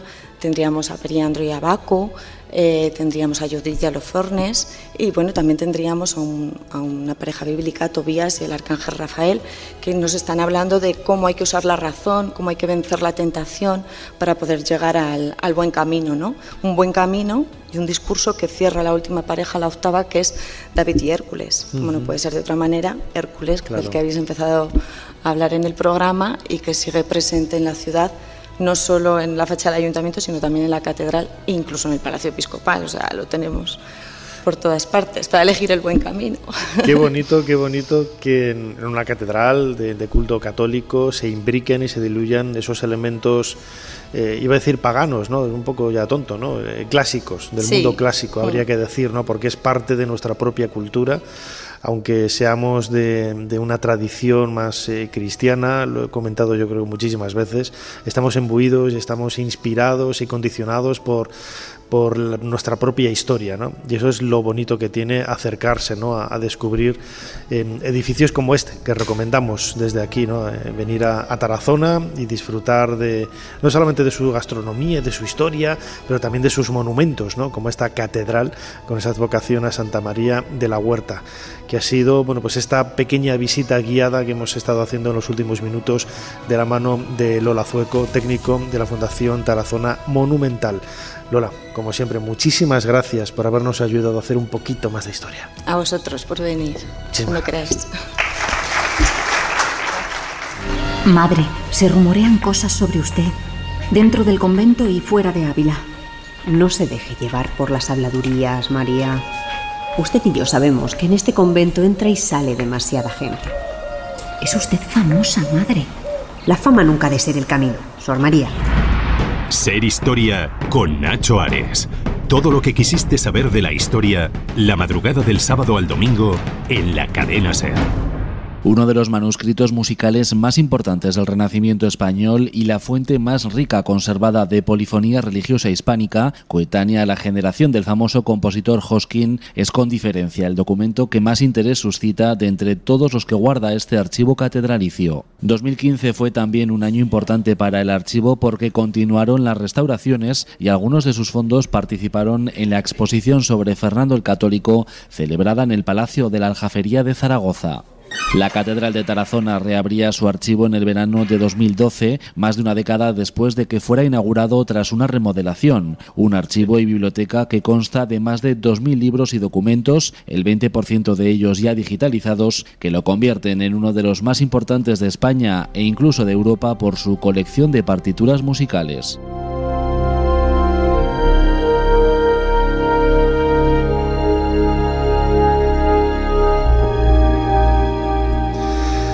Utilizamos una noticia de archivo de la Tele-TV precisamente hablando del archivo de la Catedral de Tarazona.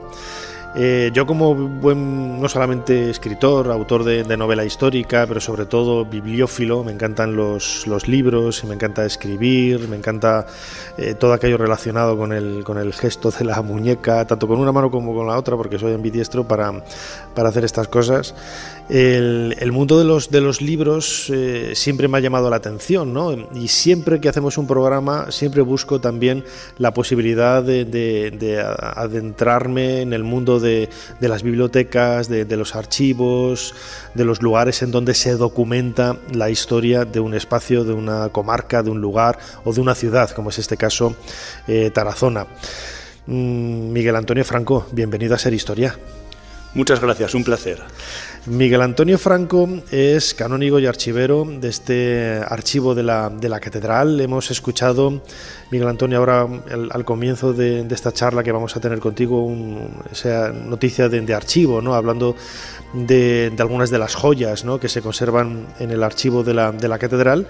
El archivo como tal nace, según tengo entendido, en el siglo XIII, y a partir de ahí es casi como te lo he escuchado a ti en una entrevista que te hicieron, casi como el corazón, ¿no?, de la propia catedral. No se podría entender la historia de la catedral sin el archivo. Sí, es la memoria de la catedral, y una persona, si pierde la memoria, pues lo pierde todo. Entonces, en el archivo, en el momento en el que se construye una catedral, pues por derecho canónico, pues tiene que haber un archivo. Y efectivamente el archivo nace cuando se consagra la catedral y dura hasta nuestros días. ¿Y qué tipo de archivos conserva, qué tipo de documentos conserva el archivo? A ver, en el archivo podríamos establecer tres tipos de... Por una parte está lo que es la biblioteca, que ahí están los manuscritos, los incunables, y luego alrededor de 3.000 volúmenes en los cuales hay escritos desde teología, derecho canónico, derecho civil. Hay algunas joyas de botánica, de astronomía. Incluso una cosa muy curiosa, luego podemos hablar de ello, sí, porque a mí me ha dado mucho gusto cuando os he oído hablar de esa relación que establecíais entre el Renacimiento, Hércules, la catedral. Es que cuando uno entra en el archivo de la catedral se da cuenta y ve los libros que leían los canónigos, sobre todo los canónigos del Renacimiento, que efectivamente es una cultura. Todo eso que habéis dicho del ciclo, a mí tampoco me gusta llamarle pagano. Sí. Yo creo que es clásico. Claro, es que es parte de nuestra propia esencia. Claro. De hecho, uno de los padres de la Iglesia decía que la filosofía clásica es una preparación para el Evangelio. De hecho, los sacerdotes en la carrera de teología estudiamos 2 años de filosofía pura. Y además, la mayor parte, vamos a hacer aquí un paréntesis, la mayor parte de las copias que han llegado hasta nosotros de autores clásicos son copias realizadas por amanuenses medievales, frailecillos, en sus conventos, en sus monasterios, con la luz de una vela, copiando una y otra vez estos legados del mundo clásico que gracias a ello se han perpetuado hasta nuestros días. Así es, y de hecho en la catedral tenemos obras traducidas de la época del Renacimiento de los clásicos de la filosofía. Entonces, ese cimborrio que comentaba Lola y lo que decía Pilar al principio, de esa historia casi lineal, ¿no? Es del que pasado está al presente, ¿no? Incluso en el culto católico, es decir, es una y cuando uno entra en el archivo y ve lo que leían aquellos canónigos, entiende esa explosión de cultura que incluso va más allá de lo que es la propia, digamos, el propio dogma católico, sino que va y se aprovecha también de la filosofía y de la cultura clásica. Hablando de explosiones, hay una explosión que a mí me llama mucho la atención, que es la explosión de color que tienen muchos libros iluminados del archivo. Nos hemos ido del tema porque otra de las partes del archivo es los manuscritos, los incunables, la biblioteca, y luego está lo que es el archivo propiamente dicho de epistolario, de actas capitulares, y una cosa muy importante que lo habéis nombrado al principio es el archivo musical. Y efectivamente lo que decías, a mí me gustaría estar mañana contigo y enseñártelo, porque veríais unas iluminaciones magníficas. Iremos, sí. Hay un misal del obispo Ferriz del siglo XIV, que además está sin restaurar, está tal y como salió de las manos del amanuense. Magnífico, impresionante, y hay iluminaciones preciosas. Sí. Además, gran parte de este archivo está digitalizado también, se puede... La parte más importante está digitalizada. Sí. Se digitalizó hace unos años en colaboración con la Diputación Provincial de Zaragoza. Es lo que comentábamos al principio, ¿no? El alma de la catedral. Todos estos libros cuentan un poco no solamente la historia, habrá también imagino, documentos más mundanos, ¿no? Pues partidas de bautismo, yo no sé si hay conservado. No, eso sería más en un archivo parroquial o un archivo episcopal. En el archivo de la catedral, hombre, como documentos mundanos, podríamos decir pues toda la correspondencia que hay entre los reyes, con la monarquía, con el Papa, con las distintas instituciones de la ciudad. Para entenderlo, Tarazona, hasta enero del año 1956, tenía pueblos de Castilla, de Navarra y de La Rioja, con lo cual su abanico era mucho más amplio que el actual. Entonces ahí conservamos correspondencia real, con notarios, con también pleitos, aspiraciones de algunos, por ejemplo Calatayud, que quería ser sede episcopal, y ahí está ese rifirrafe con Borja, y con los pueblos más importantes de toda esta zona. De hecho, hasta el siglo pasado, el obispo de Tarazona era administrador apostólico de Tudela, con lo cual todos los pueblos que decimos de la ribera eran de Tarazona. Sí. Es increíble, ¿no?, lo que se puede descubrir en un archivo, y uno de los aspectos que yo quería hablar contigo, Miguel Antonio Franco, canónigo archivero de este archivo de la Catedral de Tarazona, son esos libros de música. Tú me decías al principio, no me preguntes por cosas de música porque yo no soy músico, pero de los libros sí que, no te voy a preguntar por los pentagramas, ¿no?, cosa que yo también ignoro y desconozco, pero son verdaderas joyas, ¿no? Hay uno en concreto, lo tenía por aquí anotado, el manuscrito 2.3, ¿no?, de ese archivo musical. Que, como no podría ser de otra manera, pertenece al Renacimiento. Al Renacimiento, ¿no? Es un manuscrito que recoge la música que había en la época de los Reyes Católicos. Yo lo digo así con un ejemplo quizás un poco banal, pero sería como los 40 principales de la música religiosa de aquella época. Y no es un libro especialmente bello, es un libro de música. Pero lo importante es la información. Claro, lo importante es que ahí recoge pues lo que era toda la música religiosa que había en el Renacimiento en España, y de hecho se piensa que ese libro incluso se llevaba en la corte itinerante de los Reyes Católicos para cuando se celebraba y cuando se cantaba la Santa Misa. Que sepamos, no hay más que otra copia en la Catedral de Múnich, con lo cual es un libro prácticamente, no voy a decir único, pero único, ¿no? Sí. Y el tamaño también, eso llama mucho la atención, ¿no?, a la gente que se acerca ahí a los archivos. Este tipo de libros, en ocasiones, por los que he visto, ¿no?, tienen un tamaño muy menudo, y en otras ocasiones, por ejemplo, los libros de partituras, que son enormes, ¿no?, para que se pudieran ver desde el coro, en la sillería, cuando los frailes estaban cantando, se colocaban en esos atriles enormes, pues son páginas casi de 1 metro de alto, para que pudieran ser observados, ¿no?, desde una distancia. Los libros de Facistol son esos. Sí. Y efectivamente, en aquella época, pues no había diapositivas ni había pantallas. Las diapositivas pues, ya son antiguas también. Bueno, sí. PowerPoint, que no me salía. PowerPoint, sí. Bueno, pues efectivamente se ponían en el Facistol, además giraban, claro, y los canónigos o los frailes pues podían cantar. Pero fíjate, desde el punto de vista, digamos, de interés, quizás esos sean los que menos interés tengan en nuestro archivo, porque de eso hay muchas más copias. En nuestro archivo, desde el punto de vista musical, lo que más atrae es el manuscrito 2.3, y luego una colección bastante importante de música barroca.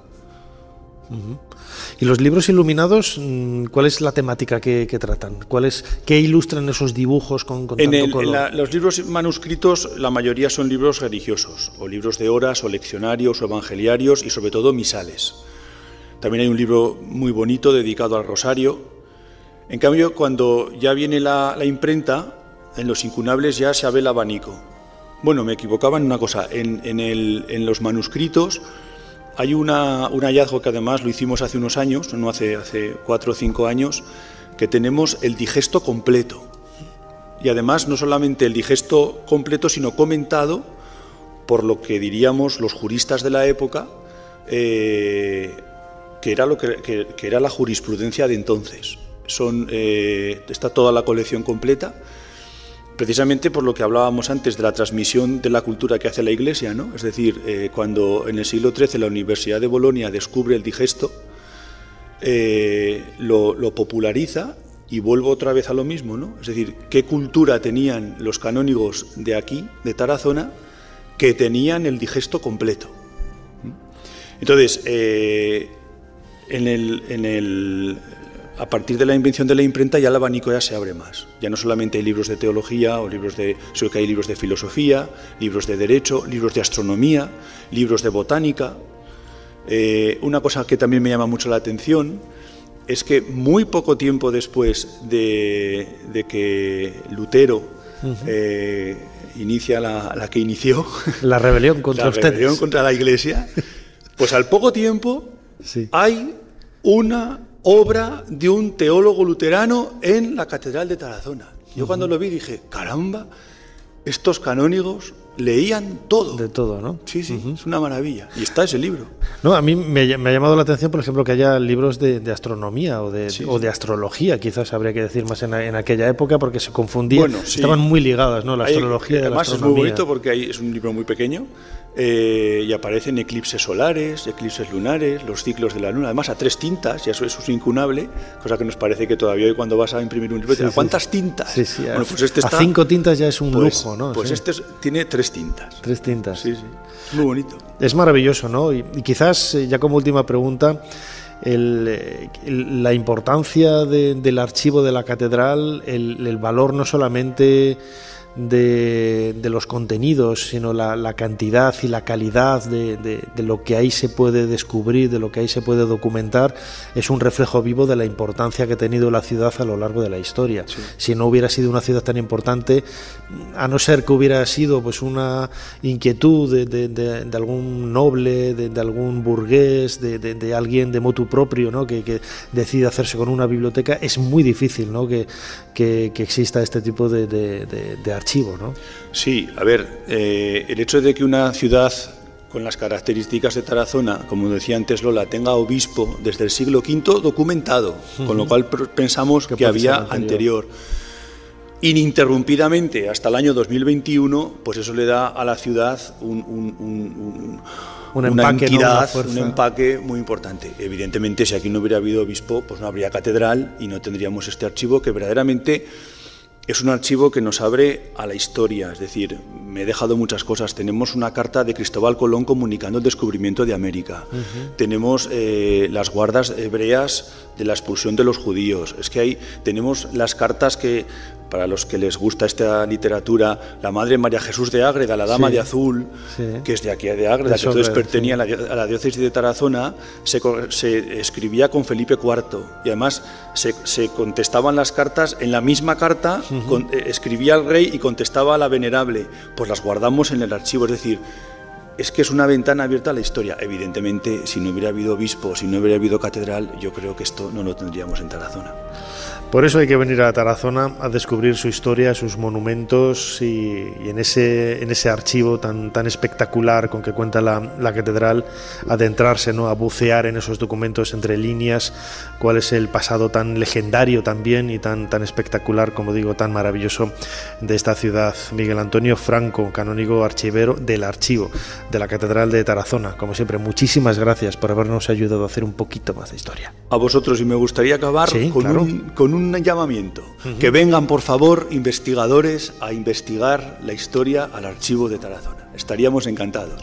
Valdés, que hablaba de que vengan personas a conocer la ciudad, a comer, que todo eso está muy bien y se pueden hacer las dos cosas, pero además que vengan a investigar, que estaríamos encantados de abrirles el archivo. Si no se investiga, se guarda el misterio, que también no es cosa mala, ¿eh? Bueno. También. Muy bien, muchísimas gracias. A vosotros. Son los principios los que marcan una vida de rectitud. El primero que aprendí al entrar en la orden es que cada hombre es dueño de su alma. Yo, Jacques de Molay, último gran maestre de la Orden del Temple, lo soy de la mía. Cuando nuestro Señor me juzgue ante las puertas del cielo, solo yo habré de responder por mis actos o mis palabras. Los templarios somos soldados de Dios y como tales seguimos el ejemplo de Jesucristo. Tomamos los votos de pobreza y de castidad y solo obedecemos al sumo pontífice. Estos son nuestros principios. Ser Historia con Nacho Ares. Todo lo que quisiste saber de la historia, la madrugada del sábado al domingo, en la cadena SER. Después de la Guerra de los Dos Pedros, muchos edificios de la zona antigua de la ciudad de Tarazona quedaron prácticamente arrasados. Uno de ellos sería el Palacio Episcopal. Fue el obispo turiasonense Pedro Pérez Calvillo quien se encargó en 1386 de adquirir la antigua Zuda musulmana como futura residencia para sus sucesores. Pero no sería hasta casi 200 años después cuando se viera terminado aquel ambicioso proyecto durante el episcopado de Juan González de Munébrega. Este edificio acoge en sus dos plantas inferiores y dentro de la llamada Torre de Hércules las antiguas bodegas y caballerizas, la exposición permanente Arqueología del Moncayo. Se trata de una muestra inaugurada en el año 2000 y organizada por el Centro de Estudios Turiasonenses, con más de 400 objetos arqueológicos como cerámicas celtíberas, monedas, un sarcófago romano o un mosaico del siglo III, además de la reconstrucción de un enterramiento romano.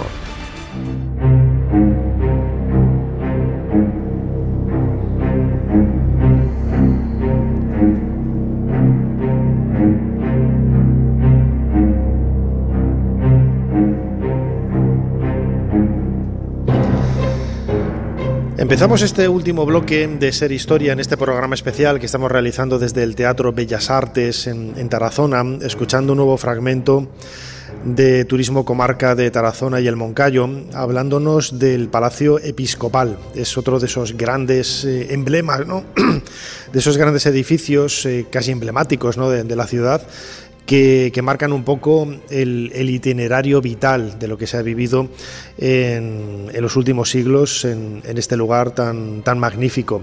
Estaba viendo ahora mismo a la gente que ha venido aquí a acercarse al Teatro Bellas Artes. De vez en cuando miro y no se ha movido absolutamente nadie. ¿Os lo estáis pasando bien?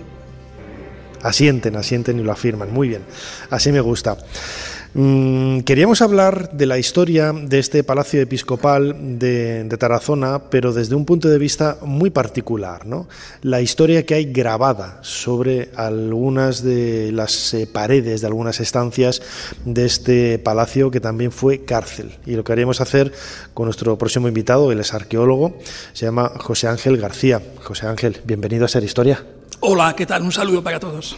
José Ángel García es además autor de un libro que recomendamos desde aquí, que se llama Tiempo de Graffiti, los calabozos del Palacio Episcopal de Tarazona. José Ángel, la primera pregunta, el palacio, claro, es el Palacio Episcopal, el Palacio del Obispo, pero también sirvió de cárcel, ¿no? De prisión. Sí, así es. A ver, los obispos tenían una jurisdicción y entonces el propio obispo tenía sus propias cárceles para aquellas personas que cometían delitos muchas veces relacionadas con el ámbito eclesiástico. Entonces, bueno, hemos localizado distintas celdas en el palacio, algunas conocidas de tiempo atrás y otras que han salido a la luz pues en época mucho más reciente.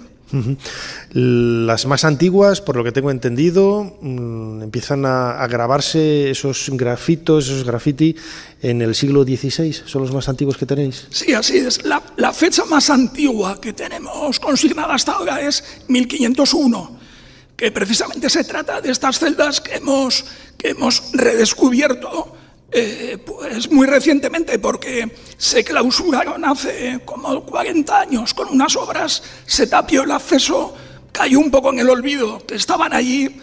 Yo sí que recordaba de mi época de estudiante haber estado y bueno, pues tener esa impresión de que había grafiti en las paredes. Entonces se reabrió hace 6 años una trampilla por la cual se pudo acceder en unas condiciones muy dificultosas y descubrimos con cierta sorpresa que la calidad y cantidad de los graffiti que habían allí pues eran impresionantes.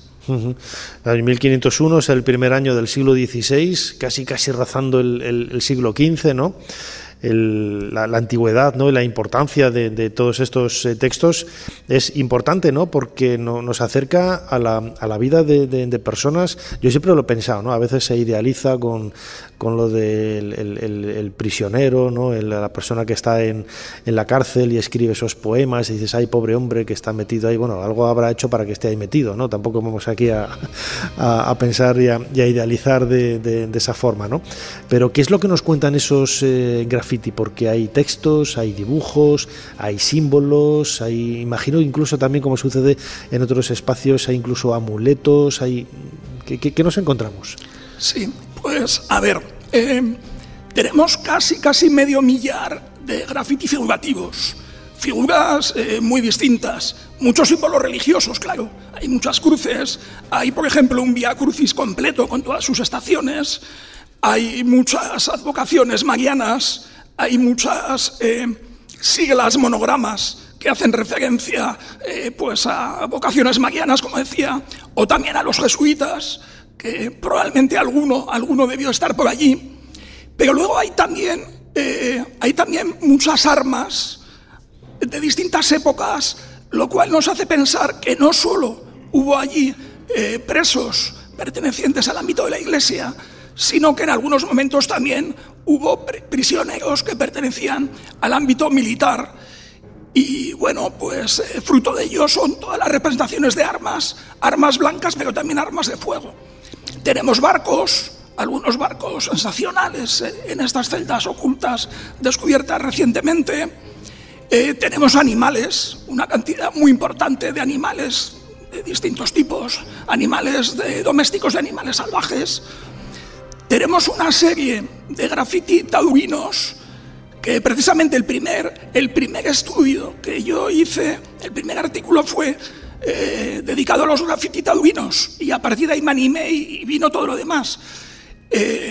Graffiti que están fechados aproximadamente hacia 1750 y donde ya aparecen los toros con las banderillas y el estoque. Qué curioso. Que es una representación pues mucho más antigua de lo que la historia escrita nos dice, por ejemplo, del uso de las banderillas, que se constata pues a partir de finales del siglo. Bueno, pues infinidad de graffiti. Luego aparecen muchísimas inscripciones que nos dejan constancia de los nombres de las personas que estuvieron allí y a veces también de los delitos por los que fueron condenados. Los nombres, yo no sé si desde el punto de vista de la documentación histórica se ha podido seguir un poco la pista de esos nombres, de esas personas, intentar conocerlos, conocer el juicio por el que fueron castigados, ¿no? Es como cerrar un poco el círculo, ¿no?, de esa historia de personas individuales, porque en definitiva la historia es el relato de los hechos protagonizados por el ser humano, ¿no?, desde la prehistoria hasta nuestros días. Tiene que ser interesante, ¿no?, descubrir un personaje histórico que aparece en la documentación. Sabemos que fue acusado de tal o de cual delito, que estuvo en prisión y luego descubrirnos su nombre escrito, pues seguramente por él mismo, ¿no? Sí. A ver, hay muchos de los nombres que no hemos encontrado la afiliación. También hay que decir que es un trabajo que queda por hacer.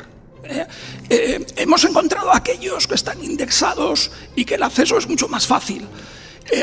Ahí hay un campo abierto para una tesis doctoral para cualquier joven investigador que quiera meterse con ello. Hacemos el llamamiento desde aquí, ¿no? Sí.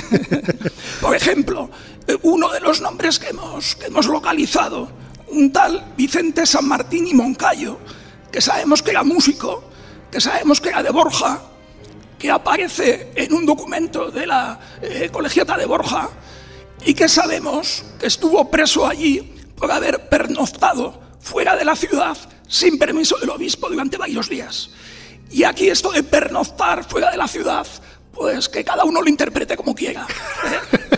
Lo cierto es que a este señor le costó varios días de cárcel y que, bueno, pues dejó allá escrito su nombre, la fecha, en 1762. Documentalmente sabemos que este era un músico que tocaba el bajón con agregado de violín y que, bueno, pues durante algún tiempo, como digo, pasó en estas celdas pues por el delito de dormir fuera de la ciudad.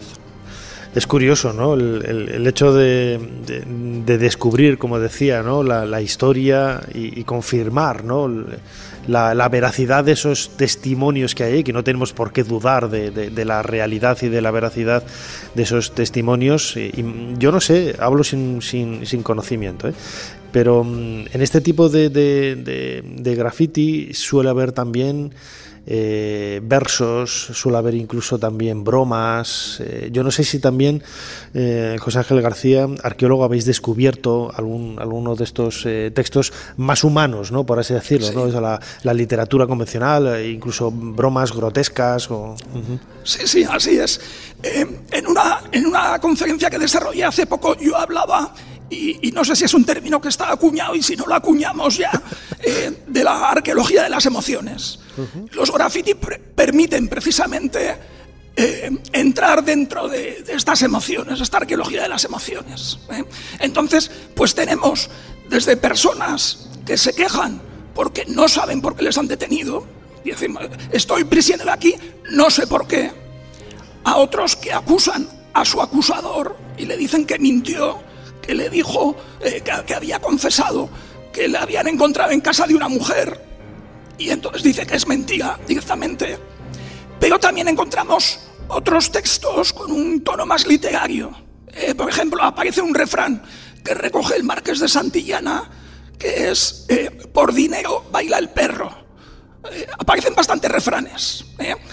Algunos de ellos están todavía sin acabar de descifrar porque las condiciones de conservación son muy malas y muchas veces la humedad de las paredes, las fluorescencias salinas hacen que se desprenda en el lúcido y con lo cual se desprende el grafiti. Y cuando son grafiti en carboncillo, la propia humedad de la pared, que a veces provoca escorrentías, hace que se borre o que se diluya. Pero bueno, hemos encontrado algunos de estos refranes. Por ejemplo, navarros y castellanos son mis amores hermanos. Eso es algo que se repite en muchas paredes y que sin duda pues hace referencia a este lugar fronterizo en disputa que tuvo Tarazona en el Reino de Aragón entre Aragón, Navarra y Castilla durante todos los siglos, donde de estos tres reinos se disputaban los territorios y la frontera pues iba y venía en algunas millas de un año para otro. Imagino que también ahora escuchándote, José Ángel García, arqueólogo, sobre el grado de deterioro, ¿no?, que tienen estos grafitos, también hace activar el ingenio, ¿no?, del investigador a la hora de intentar sacar toda la información posible, ¿no? Y ahora hay técnicas que imagino que habréis utilizado, ¿no?, de infrarrojos, de luz ultravioleta. Yo he conseguido cosas increíbles sobre papiros, ¿no?, en Egipto, con los que he trabajado, que no se ve absolutamente nada, pero vas con el infrarrojo y sale el texto, pero con una calidad increíble. ¿Este tipo de técnicas las habéis utilizado también? Sí, claro. El infrarrojo es una técnica que para el carboncillo va muy bien, porque resalta los negros, no así la luz ultravioleta, que precisamente resalta los blancos. No obstante, a pesar de todo, yo creo que en el futuro, cuando las técnicas mejoren, dentro de 50 años puede venir un investigador que descubra que no son 450 y tantas graffiti figurativos y cerca de 500 inscripciones, sino que son el doble o el triple, porque la pared esconde muchas más. Y eso teniendo en cuenta que lo que estamos viendo es el paramento exterior actual, que debajo puede haber enlucidos que están revocados. De hecho, existe un documento de mitad del siglo XVI donde se dice que se hicieron obras en la cárcel y que se enlucieron las paredes. Con lo cual, intuimos que si alguna vez se pueden hacer catas en esos paramentos de yeso, pueden salir otras capas que tengan grafiti también debajo de los actuales, eso sin duda. Seguro que las técnicas de escáner, que ahora nos parece quizás un poco de ciencia ficción, ¿no?, pero estoy convencido de que a unos años el escáner podrá leer por diferentes capas lo que hay en una superficie, ¿no?, encalada, y poder extraer la información que ahí nos han dejado estos protagonistas de la historia, por medio de esos grafitos carcelarios que hemos estado descubriendo en los últimos minutos en esa investigación que ha realizado nuestro invitado en el Palacio Episcopal de Tarazona, José Ángel García, arqueólogo. Recomiendo a los que nos están escuchando y los que nos están viendo aquí en el Teatro Bellas Artes este libro, Tiempo de Graffiti, los calabozos del Palacio Episcopal de Tarazona, que me comentaba antes, lo podéis acceder a él también a través de la página web academia.edu. José Ángel García, como siempre, muchísimas gracias una vez más por habernos ayudado a hacer un poquito más de historia. Muchas gracias.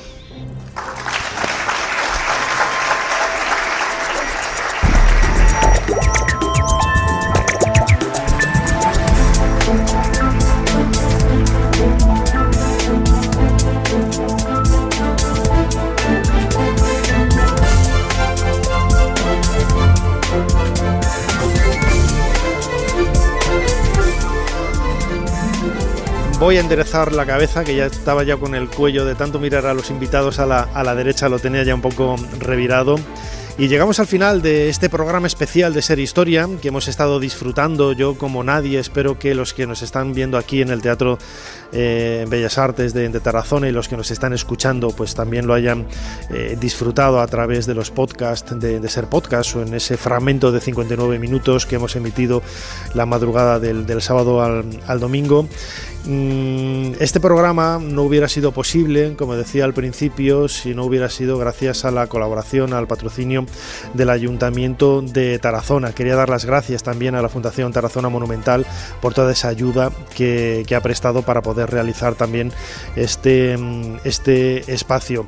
Desde el punto de vista quizás más cercano y también más humano, ¿no?, ahora que hablábamos un poco de esa arqueología de las emociones o de los sentimientos, podríamos decir, yo estoy muy agradecido a todos los compañeros de Ser Tarazona, en especial a Eva Sánchez Ballesteros, que es la directora, y además quiero que le demos un enorme aplauso porque acaba de recibir el Premio de Periodismo Francisco de Cossío de la Junta de Castilla y León y se lo merece. Así que un aplauso para Eva, muchísimas gracias.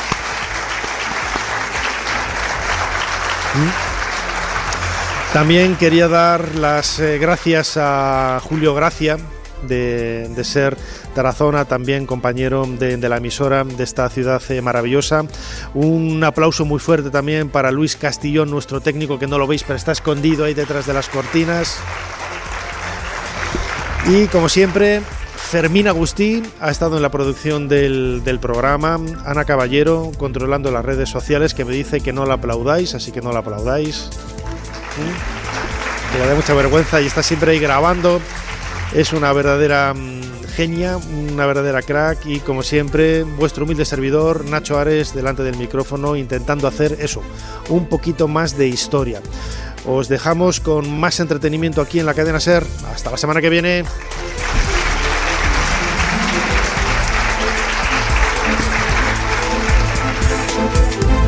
Suscríbete a Ser Historia. Todos los episodios y contenidos adicionales en la app de Cadena SER y en nuestros canales de Apple Podcast, Spotify, iVoox, Google Podcast y YouTube. Escúchanos en directo en la SER los domingos a la 1:30 de la madrugada. Cadena SER. La radio.